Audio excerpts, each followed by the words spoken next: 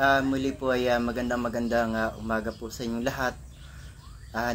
Naririto na naman po tayo sa isang talakayan na kung saan po ay tatalakayin po natin yung tunay na pananampalataya ng ating Panginoong Jesucristo noong kapanahunan na siya po ay nandirito pa sa lupa. Noong kapanahunan na siya ay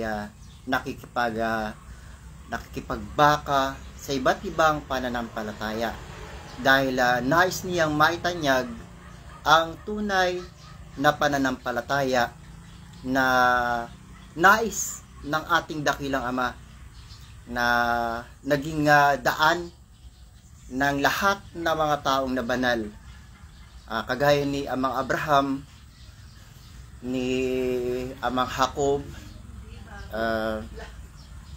Propeta Moises, lahat ng mga naging propeta at lahat ng mga taong nabanal ng ating Panginoon Jesucristo at ng lahat ng kanyang mga apostol. Ito pong daan na ito ay isa po ito sa iniutos sa amin ng Panginoong Jesucristo nung siya po ay bumaba dito sa kaharian ng langit. Ang nais po kasi ng ating pong Panginoon ay matapos na yung pagkabulag ng lahat ng mga tao na ang nais po ng Panginoon ay magkaroon na ng kaliwanagan ang mga mata at pag-iisip ng lahat ng mga taong binulag ni Satanas para ang mga tao ay huwag magkaroon ng kaligtasan. Kaya nga po sila binulag ng Diyos ng sanlibutan at upang sa kanila huwag sumilay ang hiwaga ng Ebanghelyo. So mga kapatid ko sa pananampalataya, ito pong aming ginagawa ay isa po ito sa aming bilang pagmamahal ng pastor sa inyong lahat at kami na kanyang mga alagad. Kami po ay naghahangad ng lahat ng mga tao ay matapos na po yung pagkaligaw at pagkabulag sa mga maling paniniwala, mga maling tradisyon at mga maling relihiyon natin pong mga nakagisna na para bagang ang nais ng iba hanggang sa kamatayan ay kanila itong dadalhin. Paano na lamang kung itong pananampalataya o paniniwala na yung pinaniniwalaan, marami na pala ditong mga taong naligaw. Marami na pala ditong mga taong hindi nagkaroon ng kaligtasan. Kaya nga po ito yung sinasabi ko po sa inyo, kapag sumasapit po yung panahon ng November 1, ay marami po ritong nagdadagsa ang mga kaluluwa.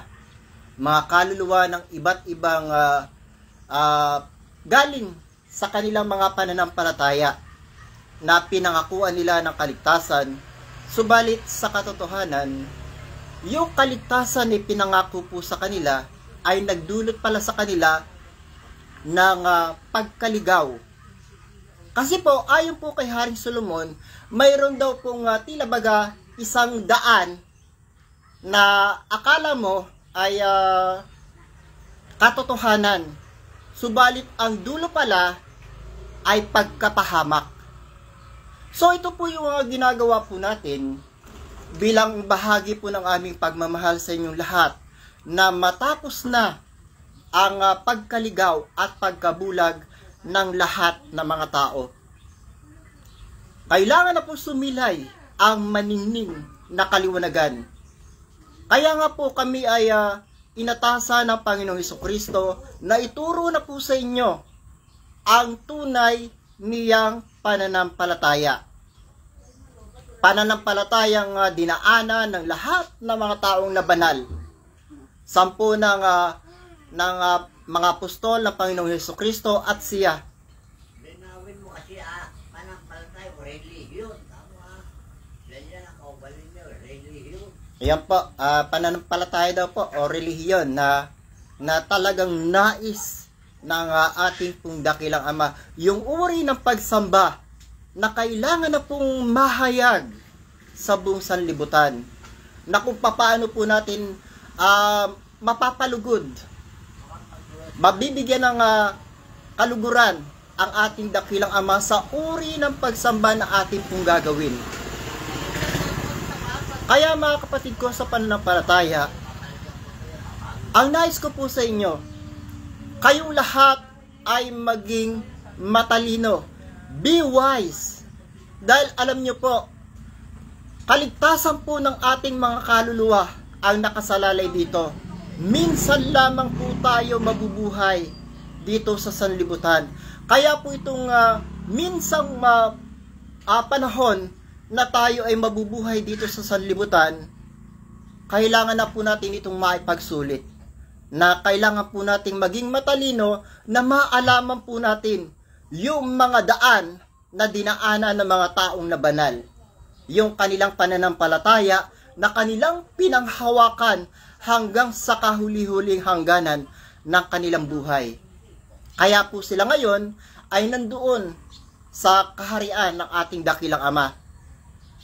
Ito naman po ay itinuro sa atin ng ating Panginoong Jesucristo, at siya naman pong kung papaano itong itinuro ng ating Panginoong Jesucristo sa lahat ng mga tao ng kapanahunan niya, ay ganun din po namin ito ituturo sa inyo. Dahil ayaw po namin na may mga tao pang mabubulag, may mga tao pang maliligaw pa. Dahil panahon na po na ang lahat ng mga tao ay magkaroon ng kaligtasan at matutuhan ang uri ng pagsamba na kailangan nating ganapin at gawin sa harapan ng ating dakilang Ama upang siya po'y malugod. Ang ating pong babasahin ay mula po sa aklat ng Juan, Kapitulo 4, talatang 22 hanggang 24. Sinasamba ninyo ang hindi ninyo nalalaman, sinasamba namin ang nalalaman namin, sapagkat ang kaligtasan ay nanggagaling sa mga Hudyo. Datapwat dumarating ang oras at ngayon nga, nasasambahin ng mga tunay na mananambang Ama sa Espiritu at katotohanan. Napakalinaw po ang sinabi po, datapwat dumarating ang oras at ngayon nga, now na, nasasambahin ng mga tunay na mananambang Ama sa Espiritu at katotohanan, sapagkat hinahanap ng Ama ang mga gayon na maging mananamba sa Kanya.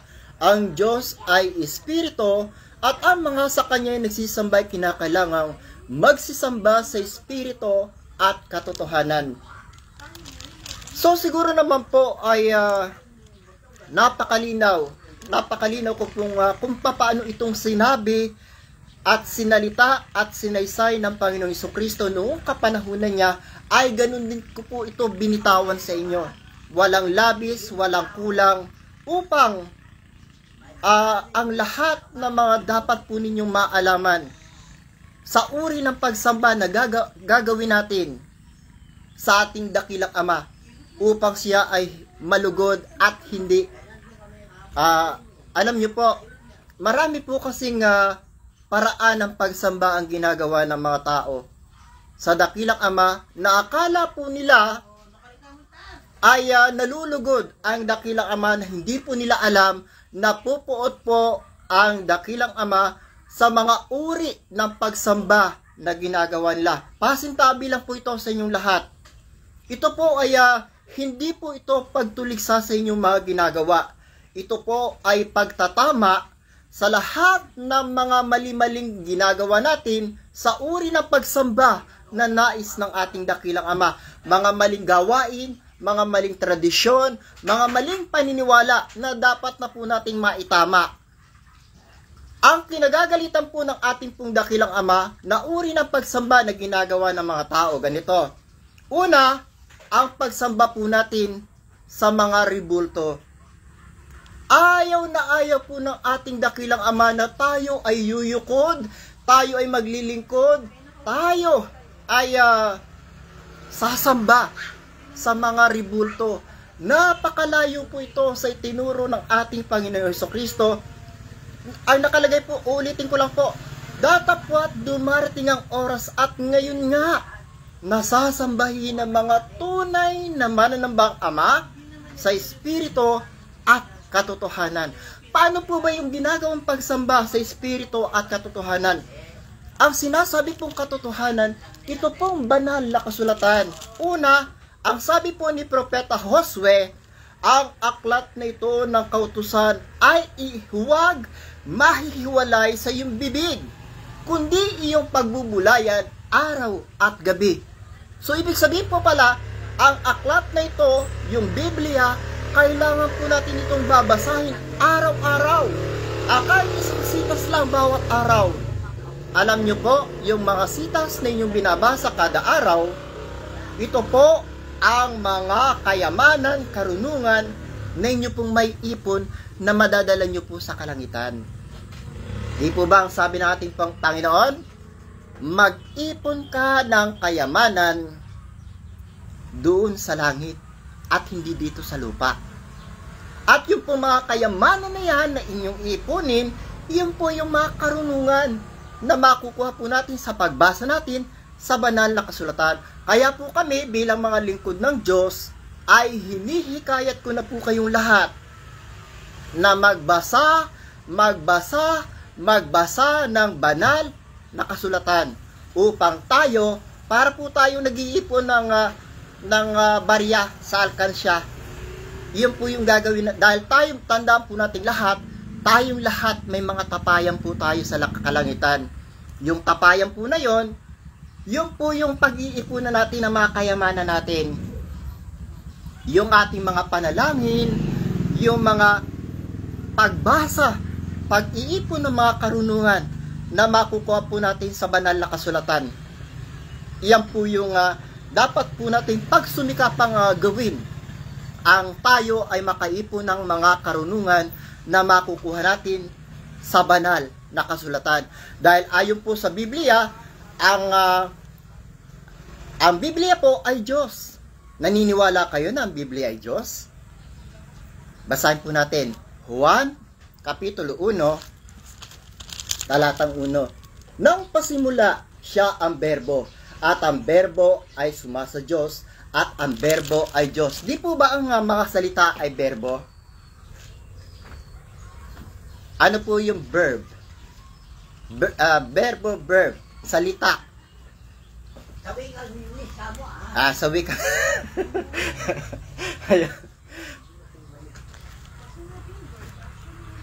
So, napakainaw po. Kung yung salita na ito ay magkatawang tao sa iyo, nabuhay po sa atin ang berbo. Alam niyo po ibig sabihin nun? Yung mga karunungan, mga aral na atin pong natututunan sa banal na kasulatan, isasabuhay po natin yan. Dahil hindi ang tagapakinig pumasok sa kanan, lumabas sa kaliwa. Hindi po dapat ganon. Kapag nabasa po natin sa banal na kasulatan, ganapin po natin yung lahat ng mga bagay na ating po nababasa, yung mga karunungan na ating natutunan sa banal na kasulatan, gaganapin po natin yan. Dahil hindi ang tagapakinig ang inaaring ganap, kundi ang gumaganap ng kalooban ng ating Ama na nasa langit. Maliwanag po ba? At yung po sinasabing pagsamba sa Espiritu, alam niyo po mga kapatid ko sa pananampalataya, napakalayo po ng mga itinuturo ng mga pari. Pasintabi po sa inyo lahat. Hindi po ako nanunuligsa sa inyo, inuulit ko po.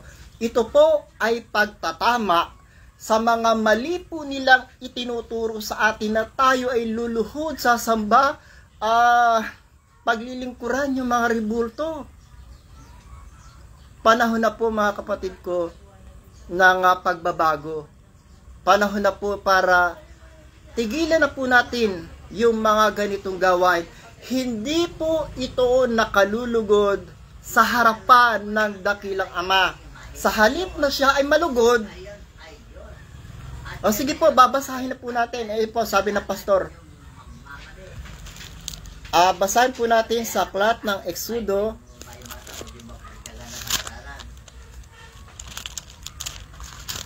Sa Levitico muna po. Levitico Kapitulo 26, talatang 1. Huwag kayong gagawa para sa inyo ng mga Diyos-Diyosan, ni magtatayo kayo ng larawang inanyuan o haligi, ni huwag kayong maglalagay ng batong inanyuan sa inyong lupain, upang inyong yukuran yaon, sapagkat ako ang Panginoon ninyong Diyos, na isang banal na espiritu. Kung lalawakan mo po ang iyong pangunawa, ito po yung lagi ko pong sinasabi sa inyo. Kapag po kayo ay nagbabasa ng kasulatan, paganahin niyo po yung presensya ng inyong isipan. Habang kayo po ay nagbabasa, every word na binabasa niyo po, kailangan pong pagbulayan niyo po yan. Huwag ninyong yuyukuran niya, o hindi po ba napakaliwanag? Ano po yung ibig sabihin? Ito po, pasintabi po sa inyong lahat na mga nagsasamba sa mga simbahan. Kapag ikaw ay pumasok sa mga simbahan ng mga Katoliko, hindi po ba santambak na ribulto yung mga nasa loob ng sambahan? Sa bawat pagluhod mo po doon, ang niluluhuran mo yung mga ribulto. Alam nyo po ba, iniisip ninyo na ang Ama ay natutuwa sa inyo dahil kayo ay nagdadasal. Hindi nyo po alam na pupuot po siya. Ayaw na ayaw po ng ating dakilang Ama na ang kanyang mga anak ay nakikitang nakayukod, naglilingkod, at sumasamba sa mga ribulto. Ayaw na ayaw po yan ng ating pong dakilang Ama. Sige po, sa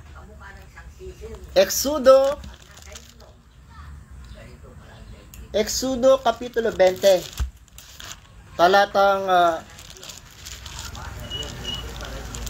sa 5 po. Sa 4 hanggang 5. Huwag kang gagawa para sa iyo ng larawang inanyuan o ng kawangisman o ng anumang anyong nasa itaas sa langit o nasa ibaba sa lupa o ng nasa tubig sa ilalim ng lupa. Huwag mong yuyukuran sila o paglilingkuran man sila, sapagkat akong Panginoon mong Diyos ay Diyos na mapanibughuin. Ayun po pala, ang ating pong dakilang Ama ay siloso, mapanibughuin. Kapag ikaw ay nakita niya na nakaluhod, sumasamba, at naglilingkod sa mga ribulto, I'm sorry to say na nagagalit po ang ating dakilang Ama. Ayaw na ayaw po ng ating dakilang Ama na ang kanyang mga anak ay nakikita niyang nakayukod habang kayo po ay nagdadasal sa mga ribulto. Iniisip ninyo na ang Ama ay nalulugod sa inyong ginagawa, nagkakamali po kayo. Lahat po ng uri ng pananalangin, itinuro po yan ng ating pong Panginoon. Ang sabi po ng ating pong Panginoon, kung kayo ay mananalangin, pumasok kayo sa mga silid. Manalangin kayo ng lihim. At sa lihim, diyan kayo gagantimpalaan ng ating Ama sa lihim. Kahit walang ribulto, isipin mo lang, ang ating dakilang Ama at ang ating Panginoon ay nasa iyong harapan bilang mga anyong nasa espiritu. Dahil ang ating Ama espiritu, ang mga arkanghel espiritu, ang ating Panginoon Jesucristo espiritu, at ang lahat ng mga banal, lahat po sila mga banal na espiritu. Hindi po tayo dapat yumukod, maglingkod sa mga ribulto. Patawad po sa inyong lahat, pero kailangan nyo na po itong maalaman. Hanggang kailan po ba kayo makakaunawa at makakaintindi na bawal na bawal na bawal na bawal po sa ating dakilang Ama ang pagsamba, pagyukod at paglilingkod sa mga ribulto. Huwag na po nating gayahin yung ginagawa ng Papa ng Roma at ng mga pari na hinahalikan pa po nila at niyayakap yung mga ribulto. Diyan po galit na galit ang ating pong dakilang Ama. Kailangan nyo po itong maalaman. Paano sila maniwala na galit? Hindi mo na-explica kung paano sila nagagalit. Paano daw po ba nagagalit? Kaya binibigyan kayo Ayan, sabi po ng pastor, kaya raw po galit na galit ang ating dakilang Ama, kaya raw po siya nagbibigay ng mga kaparusahan, mga karamdaman, mga nangyayari po sa ating kapanahunan ngayon, na mga kasakunaan, mga dilubyo, mga parusa, yung lahat ng mga nararanasan nating mga disaster. Yan po yung katunayan ng ating dakilang Ama ay nagagalit sa sangkatauhan dahil po sa uri ng pagsamba na ginagawa po ng mga tao. Bigyan mo reference sa Biblia, patayan kung paano siya nagsalita, nagalit siya.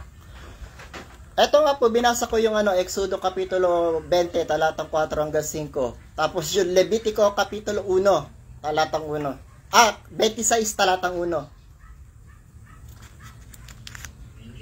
Alam nyo po kung hindi nyo po ito gagawin, alam nyo po yung sabi ng ating dakilang Ama. Kasi po, itong pagsamba sa mga rebulto, kasama po yan sa kanyang 10 utos. Kung babasahin nyo po yung 10 utos ng ating pong dakilang Ama, ito po yung kanyang kalooban. Sumusuway po tayo sa kanyang mga utos. Masunod yung yung pamasahe ng Disney. Masunod lahat ng utos kamo. Nandiyan o sa Matthew 5:18. Isang tuldok, isang kuntit, kailangan masunod lahat. Naririnig nyo naman po yung sinasabi ng pastor. Sinabi ko naman po sa inyo, Masunod. hindi po basta-basta magsalita dito.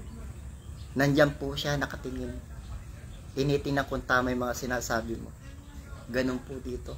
Bawal po kasi dito yung magbubulaan. Bawal dito yung magsisinungaling. At bawal dito yung parang ang tawag dito, Makikinig. lambobola. Hindi naman kayo sumusunod. Bawal na bawal po Nagbabasa dito. kayo, hindi naman kayo sumusunod. Paano nyo matupad ang tungkulin nyo? Ganon. Kaya po ito nga ginagawa po natin pong pastor, kami ng pastor, halos araw-araw na po kami naghahayag sa inyo. Ito nga po ay bilang bahagi ng aming pag-ibig, pagmamahal at paglilingkod sa taong bayan, na matapos na ang pagkaligaw, pagkabulag, na ang mga tao po ay magkaroon ng kaliwanagan sa kanilang mga malalabo na paningin. Para magkaroon na ng pagkakaisang amo, yun ay lintay ng Diyos. Ay isa pa po yun. Ang lahat ng mga tao ay magkaroon na ng pagkakaisa, na ang lahat ng mga tao ay sasamba sa Espiritu at katotohanan, na siyang itinuturo po sa atin ng ating pong Panginoon Jesucristo, na ang lahat ng mga tao ay magkaroon ng walang hanggang pagkakaisa. Pagkakaisahan po natin ng ating dakilang Ama, ang Panginoon, ay ating paghahariin, na tayong lahat ay sasamba sa Espiritu at katotohanan. Dahil ito pong pagsamba sa Espiritu at katotohanan, ito po yung uri ng pagsamba na kinalulugdan ng ating Ama na nasa langit. Hindi po ba napakalinaw? At ngayon nga, dumarating ang oras at ngayon nga nasasambahin ng mga tunay na mananambang Ama sa Espiritu at katotohanan, sapagkat hinahanap ng Ama ang mga gayon na maging mananamba sa Kanya. Ang Diyos ay Espiritu, at ang sa Kanya nagsisamba ay kinakailangang magsisamba sa Espiritu at katotohanan. Kaya mga kapatid ko sa pananampalataya, kahit po ulit-ulitin ko po ito, hindi po ako magsasawa hanggang sa kayo po ay magkaroon ng pagkapanuto, hanggang sa kayo po ay magkaroon ng kalinawan, yung mga malalabo po ninyong pananampalataya ay magkaroon po ng kaliwanagan, na sumilay ang maningning na liwanag upang wala na pong tao pang maliligaw pa. Yan po yung pong amin pong ninanais, hinahangad sa inyong lahat. Kami po ng pastor, wala po kaming hinahangad, kundi ang lahat ng mga tao ay magkaroon ng malawak na kaunawaan sa mga hiwaga ng kalangitan, na ang lahat ng mga tao ay magkaroon. Sige nga po, basahin na po natin. Colossus, ito po yung talaga pong hinahangad namin lahat sa inyong lahat. Colossus Kapitulo 1,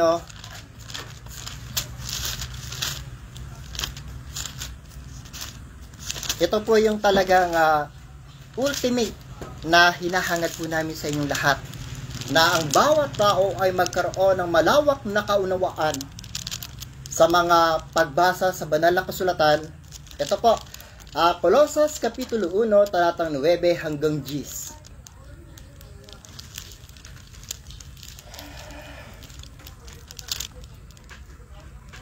Dahil dito'y kami naman, mula ng araw na aming marinig ito, ay hindi kami nagsisitigil ng pananalangin ng paghingi ng patungkol sa inyo, upang kayo'y puspusin ng kaalaman.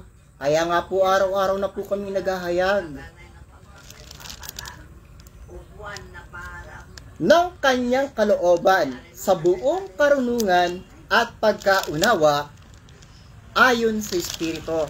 Kaya nga po yung mga pagbaba po ng mga banal na espiritu dito po sa Kaharian ng Langit, lalong-lalo na po kahapon, 4 na banal na espiritu po ang dito po ay naghayag. Nung kami po ay nagmisyon sa Kapastarla kahapon, 4 na banal na espiritu po ang naghayag. Ang unang bumaba na banal na espiritu, yung ating pong Panginoong Hesukristo. At isa po ako sa mapalad na kanyang tinawag. Isa po ito sa aking karangalan na tataglayin ko sa habang buhay, habang ako po'y nabubuhay, na isa po ako sa kinakausap ng Panginoon. Hindi ko po ito pinagmamalaki. Hindi po. Pinatututuhanan ko lang po yung mga bagay na aking pong narinig, nakita, at nasaksihan. At personal kong nararanasan sa pananampalatayang ito sa Kaharian ng Langit. Pangalawa pong bumaba, ang sekretarya ng kalangitan, misyonera, Santa Teresita. Kilala niyo po ba si Santa Teresita? Si Santa Teresita, yung kanyang nanay ay yung mababasa nyo sa banal na kasulatan, yung babaeng inaagas, 12 taong inaagasan ng dugo. Sa pagmamahal ni Santa Teresita sa kanyang nanay, nagdebosyon po siya at siya po'y nagmadre. Para lamang gumaling ang kanyang ina. Subalit nung mabalitaan po niya na ang kanyang nanay ay gumaling, dahil lang sa paghipo sa laylayan ng damit ng ating pong Panginoon Hesukristo, gaano po bang hiwaga ang nasaksihan niya na ang kanyang ina ay gumaling. Instant kagalingan sa paghipo lang.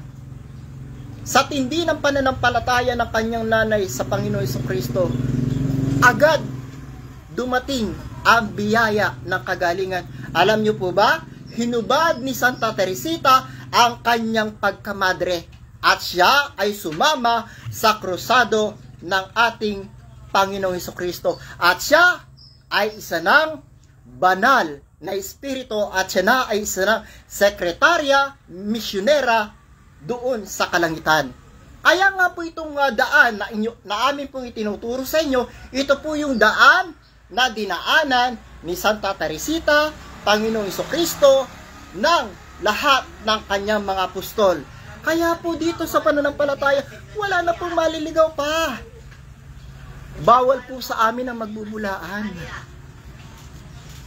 Ano meaning na sekretarya? Kalihim ng Diyos. Ayan po, may sinasabi po yung pastor, pakinggan nyo na lang po. Ang pangalawa pong bumaba, pangatlong bumaba kahapon, Inang Birhen Maria. Ito po yung sinasabi ko sa inyo, hindi po tayo dapat sumamba sa mga ribulto. Ang sasambahin po natin, mga banal na espiritu. Kaya nga po sila bumababa, buhat sa kaitaasan. Sila po ay naghayag. Nandiyan naman po yan sa Facebook ko. Hanapin niyo po yung kanilang mga mensahe. Nandiyan po lahat. Kaya po wala po akong dapat ipagsinungaling sa inyo. Lahat ng aking po mga sinasabi ay nandiyan po. Hanapin nyo lang yung kanilang mga mensahe. At ang pang-apat na banal na bumaba po kahapon dito sa Kaharian ng Langit, La Corte Celestial, ang ating pong kagalang-galang, ang aking pong idol, ang ating pong pambansang bayani, si kagalang-galang Gat Jose Rizal. Nandiyan po yung kanyang mensahe. Hanapin nyo lamang po dyan sa Facebook account ko yung mga mensahe, mga dakilang karunungan ng ating pong Dr. Jose Rizal na ating pong pambansang bayani, dahil isa sa mga banal na espiritu na tumutulong po dito sa Kaharian ng Langit. Ganyan po kahiwaga dito sa Kaharian ng Langit. Kaya nga po ito yung sinasabi ko sa inyo, ayaw po namin itong suluhin.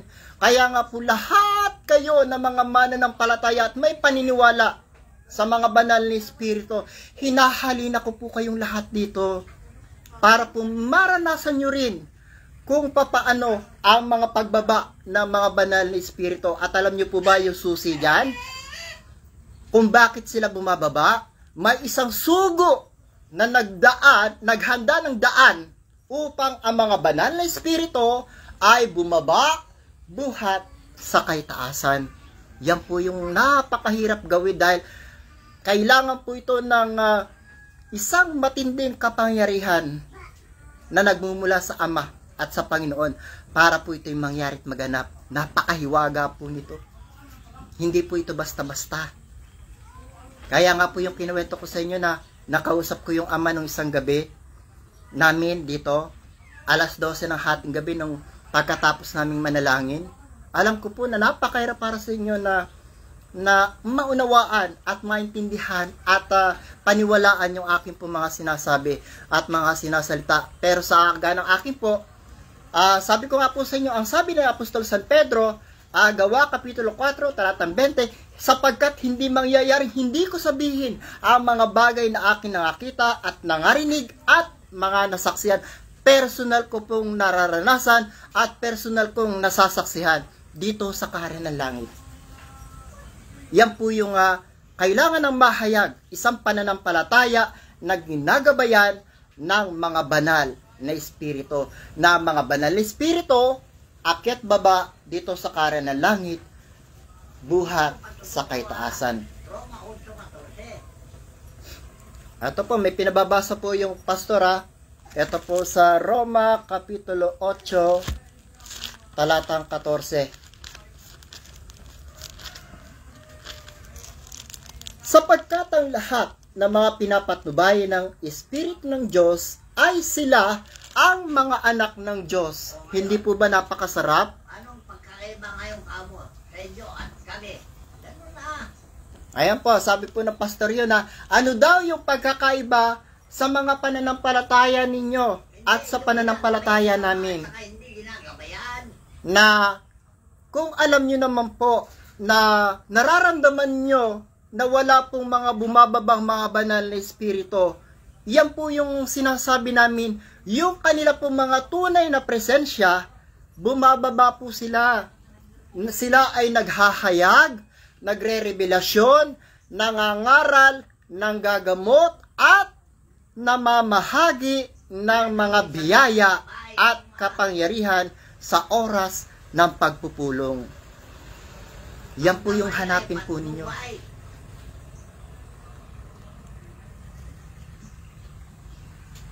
Susunod ka na dito. So, ito po, hanggang dito na lamang po tayo. At sana po ay hanapin po ninyo. Ito po yung aking pong huling mensahe sa inyo lahat. Hanapin po ninyo kung saan po nananahan ng Diyos. Ito po yung aking pong huling mensahe. Galing po ito kay Propeta Zephanias. Zephanias, Kapitulo 2, talatang 1 hanggang 4. Ito po ay kailangan na po natin gawin. Ang pamagat po nito, ang bayan ay pinagsabihan na hanapin ang Panginoon. Ibig sabihin po, ang mga relihiyon ay pinagsabihan ng Diyos, ng ating dakilang Ama, na hanapin na kung nasaan ang Panginoon at kung saan siya nananahan. Kayo'y magpipisan, oo magpipisan, o bansang walang kahihiyan.